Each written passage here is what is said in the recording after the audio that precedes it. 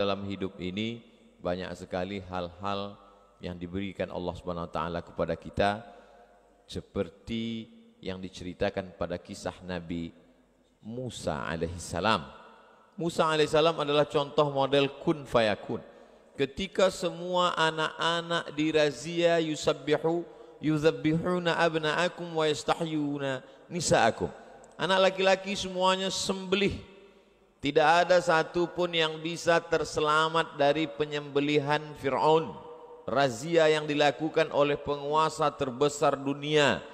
Sampai-sampai satu dari 7 keajaiban dunia mengabadikan makam kubur tempat mumi mereka sampai hari ini.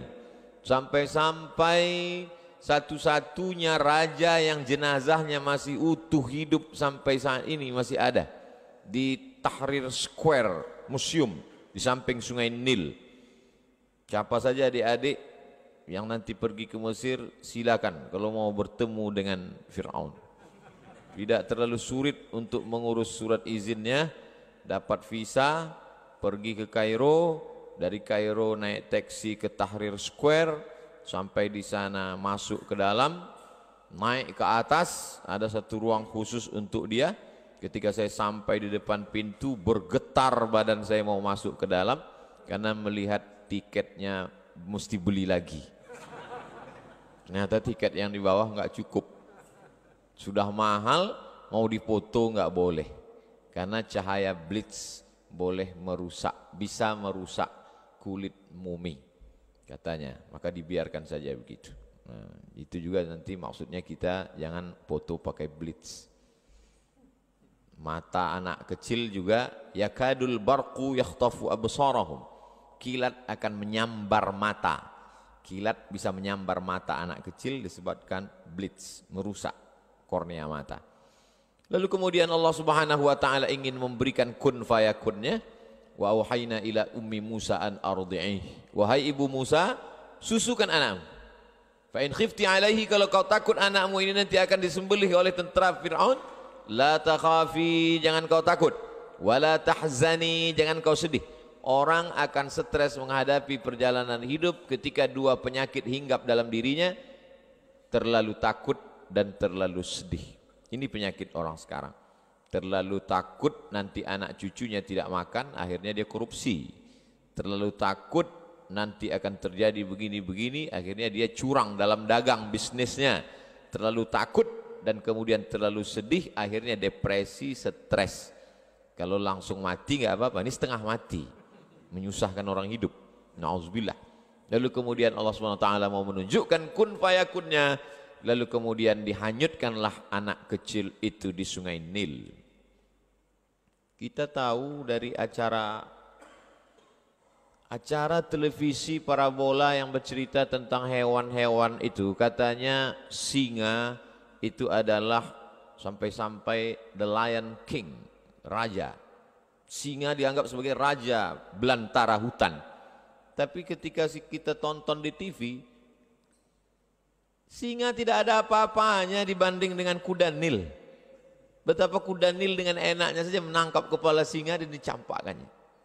Ustaz tahu dari mana? Ada yang ngirim videonya ke saya.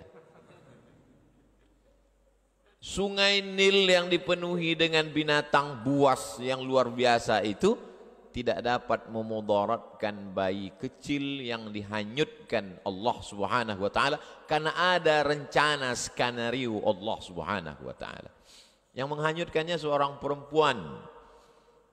Asbaha fuadu ummi Musa farigha. Setelah anak itu dia hanyutkan, hatinya kosong. Menurut ahli tafsir, hatinya kosong, tidak ada memikirkan apapun, yang ada hanya Musa saja dalam hatinya. Lalu kemudian anak yang dihanyutkan itu tahu di mana lokasi tempatnya. Bukan karena dipasang tidak dipasang alarm, tidak dipasang remote control, tapi ada seorang anak perempuan kakak Nabi Musa yang mengamati kemana ini akan hanyut, dan yang menyambutnya juga adalah seorang perempuan. Kenapa perempuan? Kenapa bukan laki-laki? Karena saat itu berhadapan dengan laki-laki yang gagah perkasa. Kalau yang melawannya juga laki-laki itu biasa, tapi ketika yang melawannya adalah perempuan, Disitulah nampak kun fayakun Allah subhanahu wa ta'ala. Di sana di tepi sungai Nil ada seorang perempuan yang lama merindukan seorang anak. Allah ingin dia punya anak tidak dari rahimnya. Kalau ada seorang perempuan punya anak lahir dari rahimnya lewat proses pernikahan itu biasa. Tapi ini anak tidak lahir dari rahimnya, tapi lahir dari rahim seorang perempuan yang lain dan dia menyelamatkannya. Perempuan itu diabadikan doanya dalam Quran. Imra'atu Fir'aun idh qalat, ketika dia berkata, Rabbi ibnili indaka baitan fil jannah, bangunkan untukku satu rumah di dalam surga, wa najjini min fir'auna wa amalihi wa najjini minal qaumiz zalimin. Perempuan itu bernama Asiyah. Perempuan yang menyambut bayi yang hanyut itu ada dalam Al-Quran. Perempuan yang menghanyutkan bayi itu juga ada dalam Al-Quran. Tapi yang tampil ke depan adalah seorang laki-laki yang gagah perkasa, dengan tongkatnya membelah laut merah, dengan tongkatnya famfajarat min husnata asyrata aina, memancar 12 mata air. Tapi di balik kehidupannya ada perjalanan yang kun fayakun. Lalu kemudian sampai akhirnya dia terombang-ambing di tengah derasnya air sungai Nil, dihanyutkan sampai ke tempat pemandian Asiyah, dibawa ke tepian, dibawa ke istana.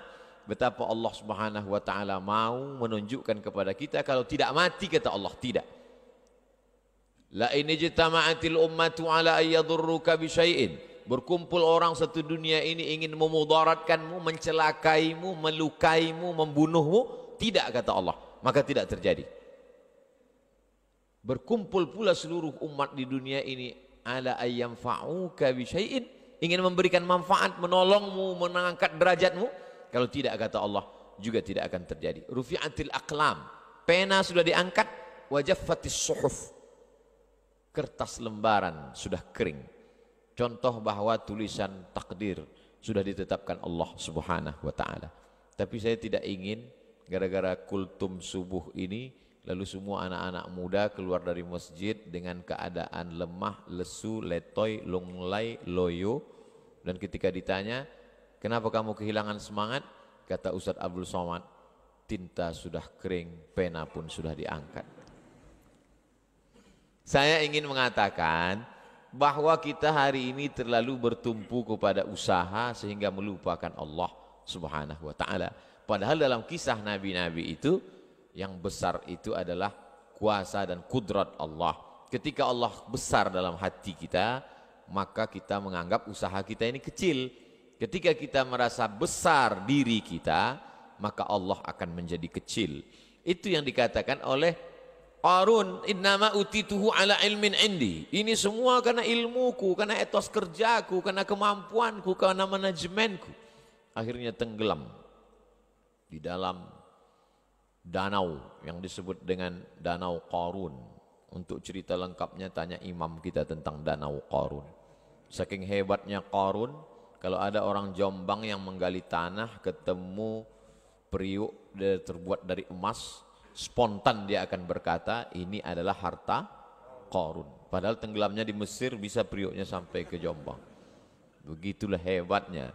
Tapi walaupun begitu hebatnya, belum pernah saya sepanjang ceramah ketemu jamaah kenalkan Pak Ustadz, nama saya Qarun. Belum. Allah subhanahu wa ta'ala banyak bercerita tentang kun fayakunnya. Kalau dulu ada air yang bisa menyelamatkan anak kecil dari razia Fir'aun, dari tenggelamnya di laut sungai Nil, lalu kemudian air yang lemah lembut itu bisa menenggelamkan Fir'aun. Air yang sama. Air yang sama yang dulu menyelamatkan bayi yang dihanyutkan ibunya ketika tidak ada satupun yang bisa melindunginya, air yang sama menenggelamkan Fir'aun. Allah ingin menunjukkan kun fayakunnya. Air itu juga, padahal airnya sama. Betapa dalam kehidupan ini kita ingin meminta air yang lain. Padahal sebetulnya kalau Allah mau, Allah merubahnya dengan kuasanya. Innama amruhu idza arada syai'an ayaqula lahu kun fayakun. Walillahil asmaul husna. Allah punya nama yang bagus-bagus. Fad'uhu biha. panggillah dia, serulah dia, mohonlah kepada dia. Saya kalau dalam berdoa tetap saya sebut itu, ya Rahman, ya Rahim, ya Dzal Jalali wal Ikram, ya Fa'alul lima yurid, ya man qadha amran innama yaqulu lahu kun fayakun, ya man quwwatuhu bainal kafi wan nun. Wahai engkau yang kuasanya, yang kudrat iradatnya antara kaf dan nun, kekuasaan engkau ya Allah. Maka begitulah Allah mengajarkan kita. Kalau kita bersandar kepada diri kita, ketika diri kita ini lemah, maka hancurlah, tumbanglah. Tapi kalau kita bersandar pada kuasa Allah, saat tangan kita angkat dan mulut berkata Allahu Akbar, di situ ada kekuatan yang besar, yang luar biasa. Ketika semua manusia mengatakan dia akan mati, dia akan tenggelam, dia akan disembelih, dia akan tertelan air, tapi tidak, kata Allah. Ketika semua mengatakan dia akan selamat, bala tentaranya banyak, dia adalah Fir'aun, dia akan selamat melewati Laut Merah, tapi kata Allah tidak, maka dia tenggelam. Dan itu diabadikan. Al-yauma, hari ini, nunajjika, kami selamatkan engkau, bibadanika, dengan badanmu. Ini ayat pernah dikritik orang liberal. Kata dia, kalau dikatakan bahwa Fir'aun itu diselamatkan jasadnya, maka seluruh mumi itu juga jasadnya selamat. Seluruh mumi ketika digali gunung batu-batu besar, itu jasadnya selamat. Lalu apa keistimewaan Fir'aun? Dari mana orang bisa membedakan ini Fir'aun yang mengejar Musa dengan ini Fir'aun yang dijadikan raja-raja mumi itu? Mana perbedaannya? Ternyata Allah ingin menunjukkan ketika ada seorang pakar mumi diperiksa, ternyata di dalam paru-paru satu mumi ini ditemukan garam. Garam tidak akan mungkin bisa masuk ke paru-paru kita, karena paru-paru itu hanya dipakai untuk bernafas. Makanya kalau ada orang minum sambil ngobrol dan mungkin masuk setetes dalam paru-parunya, dia akan tersedak dan bersin. Dia akan terbatuk. Kenapa begitu? Karena paru-paru mesti bersih, tidak ada unsur apapun. Lalu kenapa satu mumi ini ketika diperiksa paru-parunya ada garam? Karena inilah orang yang garam masuk ke dalam paru-parunya. Kapan itu? Adrakahul gharaqu. Adrakahul gharaqu. Ketika dia tenggelam di Laut Merah dan masuk garam itu ke dalam paru-parunya. Tidak ada yang paling sakit daripada sakitnya masuknya air garam ke dalam paru-paru. Kalau mau coba, nanti pas buka puasa, masukkan air garam ke paru-paru melalui hidung. Sakit yang luar biasa. Kematian itu sakit, tapi cara kematian yang menyakitkan diberikan Allah pada orang-orang yang luar biasa. Ada yang matinya hanya dengan nyamuk yang masuk ke dalam lubang hidung lalu menjalar ke atas menggigit otaknya. Ketika dia ambil martil, dia pukulkan ke kepalanya, dihantukkan ke dindingnya, mati 400 tahun. Namrus, cara-cara mati yang luar biasa, yang mengerikan. Maka ketika saya ceramahkan tentang nyamuk masuk ke otak, segera orang pulang beli anti nyamuk, takut masuk nyamuk ke otak. Padahal itu sebenarnya cara Allah. Allah ingin tunjukkan innama amruhu idza arada syai'an ayyaqula lahu kun fayakun. Yang payah menyimpulkan tausiah kultum saya subuh ini, ceritanya kemana-mana, mudah aja. Nanti kalau pulang ada yang nanya, kenapa Mas Bu lama pulang dari masjid? Ada Ustadz Somad tadi kultum, apa isinya? Kun fayakun. Allah Subhanahu wa ta'ala dari mulai cara menyelamatkan orang, dari mulai cara mematikan orang, dari cara mulai mengabadikan orang dengan yang istimewa, yang luar biasa. Kenapa? Karena dia memang luar biasa, maka hasil-hasil karyanya juga luar biasa. Fa'tabiru, ambillah i'tibar, pelajaran, faqsusil qasasa, ceritakan kisah-kisah itu ya Muhammad sallallahu alaihi wasallam. La'allahum yatafakkarun, mudah-mudahan mereka berpikir. Kalau lampu ini mati, kita cukup pencet stop kontak, dia akan hidup. Kalau AC ini mati, kita cukup ambil remote control, on, dia akan hidup. Tapi mengonkan otak ini adalah dengan kisah-kisah. Apalagi sekarang banyak orang otaknya tidak berfungsi karena sudah dihabiskan oleh handphone ini. Luar biasa. Maka satu-satunya lagi tinggal cara untuk mengaktifkan pikiran orang adalah dengan bercerita melalui mimbar sholat Jumat. Karena di dalam sholat Jumat, siapa yang man la'ibal hasa faqad la, siapa yang main-main batu kecil maka sungguh dia sudah melakukan perbuatan lagha, wa man lagha fala jum'atalah, maka tidak sah Jumatnya. Waktu itu Masjid Nabawi itu lantainya masih pasir. Jadi ketika sholat ada orang main-main batu. Ada batu di bawah, hasa, batu-batu kecil. Maka kata Nabi, siapa yang main-main batu maka sia-sia. Dulu orang main batu, sekarang orang di masjid main batu juga, lihat-lihat batu cincin. Mohon maaf yang punya batu cincin. Sia-sia. Orang tidak akan mungkin main handphone saat khutbah Jumat. Maka disitulah kesempatan khotib menyampaikan pesan-pesan berisi kisah-kisah untuk mengonkan, mengaktifkan. Karena kata Allah, faqsusil qasasa, ceritakan tentang kisah Musa, ceritakan tentang kisah Namrus, la'allahum yatafakkarun. Mudah-mudahan mereka mau berpikir. Orang memfungsikan kaki, buktinya jalanlah 10.000 langkah sehari supaya Anda selamat dari osteoporosis. Orang memfungsikan mata, buktinya apa? Dokter mata, spesialis mata sampai S1, S2, S3. Orang memfungsikan jantung, buktinya apa? Ada satu rumah sakit khusus, rumah sakit jantung. Tapi untuk memfungsikan akal pikiran, maka dengan cerita kisah dalam Al-Quran, bahkan ada orang barat yang bukunya isinya hanya cerita aja, kisah aja. A cup chicken soup for the soul. A cup, satu mangkok chicken soup, sup ayam for the soul, tapi bukan untuk perut. Satu mangkok sup ayam untuk jiwa. Jiwa tidak makan sup ayam, tapi ada satu mangkok ternyata isinya cerita saja.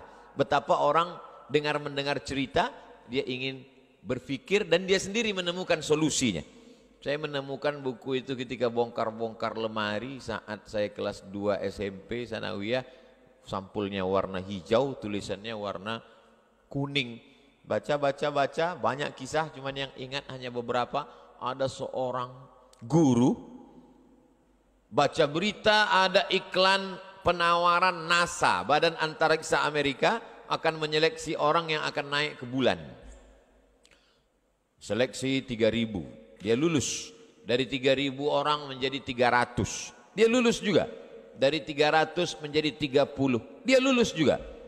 Dari 30 hanya beberapa orang yang akan naik kapal bolak-balik antariksa naik ke bulan. Tidak lulus. Stres, depresi, malu, putus asa. Akhirnya dia nonton TV di rumah tentang keberangkatan pesawat bolak-balik akan ke bulan. Begitu dia tonton, makin stres, makin depresi. Andai aku berada di kapal itu, andai nama aku tertulis di koran, andai.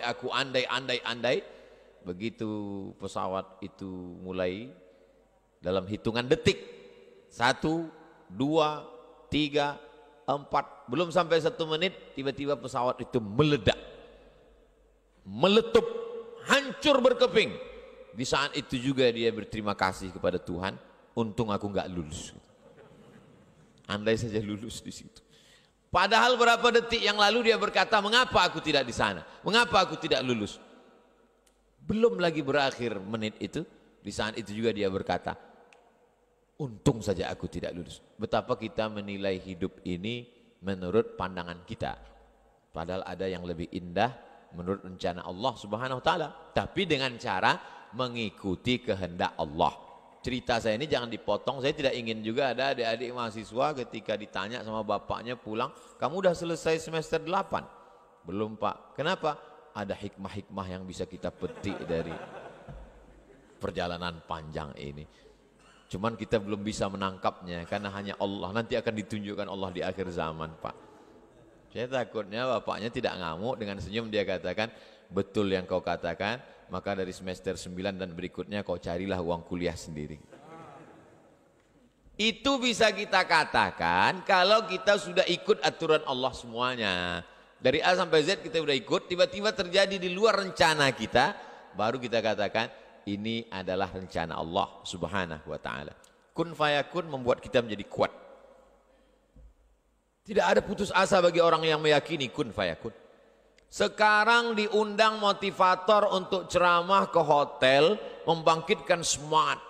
Dihidupkanlah screen, matikan lampu, audio visual, semangat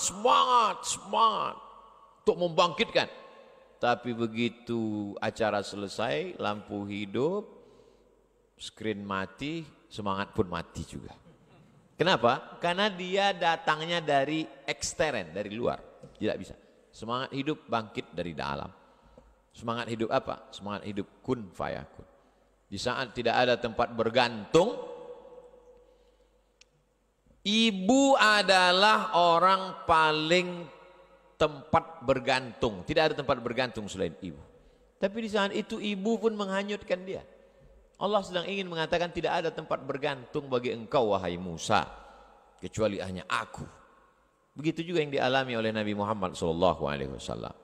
Ayahnya Abdullah meninggal, diasuh oleh ibunya Aminah meninggal, diasuh oleh kakeknya Abdul Muttalib meninggal, diasuh oleh pamannya Abu Talib pun meninggal, istrinya Khadijah meninggal juga, anak-anak perempuannya semua meninggal, kecuali satu terakhir 6 bulan setelah itu barulah meninggal. Lalu kemudian apa tempat dia bergantung? Tak ada tempat bergantung. Dia berharap menganggap nanti orang Taif akan menolong. Berjalan kaki dia dari kota Makkah menuju Taif. Karena kalau dia naik onta, naik keledai, naik kuda, nanti dianggap dia akan pergi jauh, dia akan dibunuh. Dia jalan kaki 100 km sampai ke Taif. Orang Taif tidak menyambut dia dengan tala'al badru alaina. Orang Taif tidak menyambut dia pakai banner, baleho dan umbul-umbul. Mereka sambut dia dengan lemparan batu. Akhirnya dia mengadu ke balik bukit dan berkata, Ilahi, ilaika ashku dha'fa quwwati. Kepada engkau aku mengadukan kelemahanku wa qillata hilati. Ketidakberdayaanku wa hawani. Kehinaanku di tengah manusia. Anta rabbul mustad'afin. Engkaulah tempat aku berlindung ya Allah. Pada saat itulah baru Allah menunjukkan kun fayakunnya. Setelah perjalanan panjang, di akhir itu baru datang kun fayakun. Malakul jibal, malaikat jibal, malaikat penjaga segala bukit di dunia ini berkata, ya Muhammad sallallahu alaihi wasallam, tunjukkan mana gunung yang paling besar, Jabal Qu'ayqi'an dengan Jabal Abi Qubais. Tunjukkan, akan kutimpakan kepada mereka, rata mereka dengan tanah. Apa jawab Nabi? Asallah an yukhrij min aslabihim man ya'budullah wa la yusyrika bihi syai'a. Ya Allah, keluarkan dari tulang sulbi mereka anak cucu yang akan menyembah engkau, tidak mempersekutukan engkau dengan apapun. Penduduk Taif hari ini 100% muslim. Di saat kemarahan, di saat kekecewaan, di saat tidak ada tempat berharap, tapi Allah ingin memberikan kemuliaan, Allah berikan kun fayakun. Nabi menjawab kun fayakun itu dengan maaf. Maka disitulah letak kemuliaan Sayyidina wa Maulana wa Syafi'ina Muhammad sallallahu alaihi wasallam. Lalu kenapa kun fayakun itu tidak turun ke kita? Bukan karena airnya tidak turun, tapi karena cawannya tidak siap untuk menampung.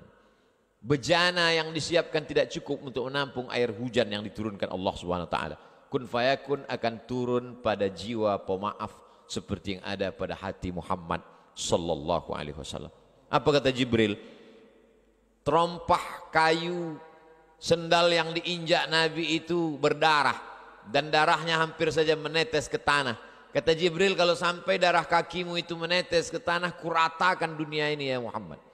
Nabi membersihkan darah itu agar tidak menetes ke tanah. Andailah datang malaikat Jibril berkata kepada Abdul Somad, andai darah itu menetes ke tanah, akan kumatikan semua hatersmu Abdul Somad.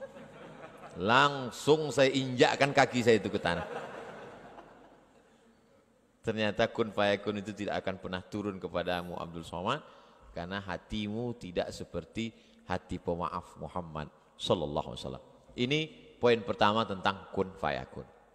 Nah, kita tidak mau ini hanya sebatas teori. Bagaimana menurunkan kun fayakun yang ada pada Musa, pada Ibrahim, pada Muhammad alaihi wassalatu wassalam ini kepada generasi sekarang? Maka kita perlu mentransfer itu ke umat yang ada sekarang. Alhamdulillah, saya lihat masjid ini luar biasa cantik indah, tapi apa kata Syekhna, Ustadz Abdul Somad, di sini ada 20 anak selevel SMA yang boarding belajar Al-Quran tahfiz ilmu keislaman. Yang SMP tidak boarding tapi full day. Full day, maksudnya penuh satu hari, malamnya enggak di sini lagi. Inilah cara kita untuk mengembalikan lagi kun fayakun yang pernah ada mampir di dalam hati Musa, yang pernah bersemayam di dalam hati Ibrahim, kita tarik lagi ke hati umat yang ada sekarang melalui lewat pendidikan Islam. Macam-macam, lain padang, lain belalang, lain lubuk, lain ikannya, lain kepala, lain idenya. Ada idenya dengan membuat masjid bagus, lalu kemudian ada lembaga pendidikan. Ada idenya untuk memajukan Taman Pendidikan Al-Quran dengan program 1000 TPQ seluruh dunia, sehingga kualitas anak-anak, guru fisika PNS, guru kimia digaji mahal, guru matematika bisa dapat beasiswa S1, S2, S3, tapi guru ngaji digaji 300.000 sebulan, gajiannya 3 bulan sekali, disunat massal. Bagaimana kun fayakun itu bisa mampir ke dalam hati anak-anak kita? Maka mesti ada perbaikan kurikulum, perbaikan pendidikan, program-program, dan masjid. Masjid apa namanya Ustaz? Masjid Ar-Rayyan. Ada satu pintu surga yang tidak dimasuki kecuali hanya orang yang berpuasa, Ar-Rayyan. Tapi kita sudah masuk duluan ke Ar-Rayyan. Dan masuknya saya ke Ar-Rayyan dalam keadaan berpuasa. Abdul Somad, semua manusia ingin mendatangkanmu ke Ar-Rayyan, tapi aku tidak, kata Allah, kau tak bisa datang. Tapi kalau aku berhendak, kata Allah, maka di saat berpuasalah kau masuk ke dalam Ar-Rayyan. Allah Ta'ala punya kuasa. Ajib. Segala tindak tanduk perbuatan Allah itu ajib. Makanya jin-jin pun berkata, inna sami'na Qur'anan ajaba. Ajib, menakjubkan, amazing, luar biasa. Yang biasa itu perbuatan manusia. Yang luar biasa, maka di luar manusia. Allah Subhanahu wa Ta'ala. Maka bagaimana supaya ini ada pada generasi ini? Satu-satunya jalan adalah lewat pendidikan. Khutbah itu pendidikan, ceramah itu pendidikan, kultum pendidikan, tausiah pendidikan, kajian etika pendidikan, tapi tidak mengikat. Tidak mengikat. Tidak ada orang di masjid yang terikat dengan pengajian. Kenapa di masjid Ustadz ceramah nggak ada yang keluar? Pintunya dikunci. Gimana mau keluar? Maka kita mesti ada lembaga yang mengikat. Sekolah formal, SMP, tahfiz, SMA, tahfiz. Satu sisi dia ingin dapat ijazah, tapi dengan ijazah dari Diknas itu isinya adalah tahfiz Quran, akidah, akhlak, bahasa Arab, sejarah Islam, fiqih, usul fiqih. Dalam satu hembusan nafas dia akan berkata qala Rasulullah SAW, qala Nabi SAW. Tapi juga dalam hembusan yang sama dia mampu berkata fisika, kimia, biologi, matematika, bahasa Inggris. Inilah generasi yang akan bangkit dengan semangat kun fayakun tanpa meninggalkan dunia. Sekarang kita melihat ada orang yang luar biasa dengan kehidupan dunia, tapi kun fayakun tak ada dalam hatinya. Satu lagi ada orang yang luar biasa kun fayakunnya, tapi dia meninggalkan dunia. Laisa bi khairikum man taraka dunyahu li akhiratihi. Orang yang baik bukan yang meninggalkan dunia untuk akhirat. Wala akhiratahu li dunyahu. Bukan pula yang meninggalkan akhirat untuk dunia. Liusiba minhuma jami'an. Dapat dua-duanya. Bagaimana bisa membangun masjid secantik, seindah, seluar biasa ini? Jawabannya kan ceramah Ustaz, kun fayakun. Iya, tapi kan ada usaha, ada ikhtiar manusia. Masjid Ar-Rayyan Jombang sedang menunjukkan kita bagaimana kita mengkombinasikan makna kun fayakun sesuai antara ikhtiar dengan usaha manusia. Yang terakhir, kosong hampa perbuatan itu kalau tidak ada Allah di dalamnya. Tidur menjadi berisi kalau ada Allah di dalamnya. Bismika Allahumma ahya wa amut. Jangan dibaca waktu pengajian. Makan menjadi berisi, berkualitas kalau ada Allah di dalamnya. Allahumma barik lana fima razaqtana wa qina adzabannar. Tapi puasa menjadi tidak bernilai kalau tidak ada Allah di dalamnya. bagi siapa yang tidak berniat di dalam hati bahwa dia akan berpuasa. Ibadah kosong, salat kosong kalau tidak ada lillah. Tapi perbuatan yang bukan ibadah malah menjadi ibadah kalau ada Allah di dalamnya. Tapi ceramah saya jangan dipelesetkan. Nanti satu hari main game online terus. Kamu dari pagi main game. Kalau ada Allah di dalamnya, maka dia pun akan bernilai ibadah, kata Ustadz Somad tadi. Ini banyak sekarang. Saya yang di masjid ini insya Allah tidak akan mempelintir ceramah saya. Tapi kan ini direkam. Itu bisa sampai kemana-mana. Nah, maka 3 poin yang saya sampaikan. Pertama, kun fayakun para nabi. Yang kedua, kita transfer, kita ambil itu ke generasi sekarang. Yang ketiga, bahwa tidak akan ada makna dalam suatu perbuatan tanpa ada Allah. Mudah-mudahan pertemuan kita ini pun pertemuan karena Allah. Rajulani, 2 orang. Tahabba fillah, berkasih sayang karena Allah. Ijtama'a alaih, bertemu karena Allah. Wa tafarraqa alaih, berpisah pun juga karena Allah. Saya akan melanjutkan perjalanan ke Pulau Bangka Belitung, setelah itu ke Palembang, setelah itu ke Riau, setelah itu baru balik ke Jombang lagi. Terima kasih, jazakumullah khairan, barakallahu fikum. Mudah-mudahan Allah senantiasa menjaga hati kita. Terima kasih. Wassalamualaikum warahmatullahi wabarakatuh.